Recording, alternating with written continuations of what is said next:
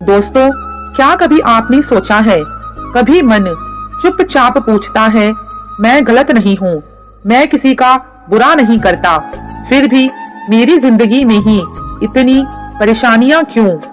अगर भगवान न्याय करते हैं तो अच्छे इंसानों को ही बार बार क्यों आजमाया जाता है?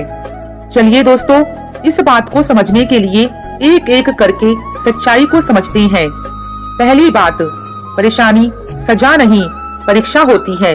भगवान पुण्य करने वालों को दंड देने के लिए दुख नहीं देते, वे उसे मजबूत बनाने के लिए कठिनाई देते हैं। जिस इंसान में सहने की क्षमता होती है, उसी को निखारने के लिए जीवन की आग में तपाया जाता है। दूसरी बात, जीवन का हिसाब केवल इस जन्म का नहीं होता। कभी कभी जो दुख हम झेल रहे होते हैं, वह पिछले कर्मों का परिणाम होता है। अच्छा इंसान अपने पुराने कर्म जल्दी समाप्त कर लेता है, इसलिए बाहर से लगता है कि वह ज्यादा दुखी है, जबकि सच में उसका हिसाब जल्दी साफ हो रहा होता है। तीसरी बात, भगवान रास्ते आसान नहीं करते, बल्कि इंसान को सक्षम बनाते हैं। भगवान यह वादा नहीं करते कि जीवन में दुख नहीं आएगा। भगवान यह वादा करते हैं कि जब दुख आएगा तो मैं तुम्हें उसे सहने की शक्ति दूंगा।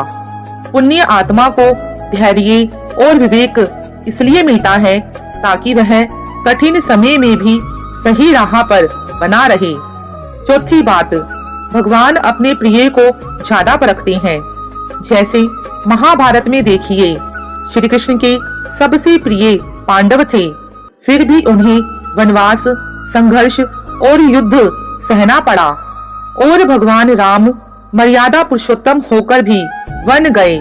यह नाराजगी नहीं थी, यह संसार को आदर्श जीकर दिखाने का मार्ग था, क्योंकि कुछ सीख शब्दों से नहीं, जीवन से दी जाती है।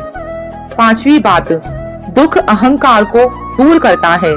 अगर जीवन में सिर्फ सुख ही सुख हो तो इंसान के भीतर घमंड आ सकता है। कठिन समय हमें विनम्र बनाए रखता है, भगवान से जोड़े रखता है। तो दोस्तों, अंत में याद रखिए, पुण्य कभी व्यर्थ नहीं जाता। भगवान देर कर सकते हैं, लेकिन अन्याय नहीं करते। इसलिए अगर आप सच्चे हैं और फिर भी आपके जीवन में संघर्ष है, परेशानियां हैं, तो समझ लीजिए भगवान आप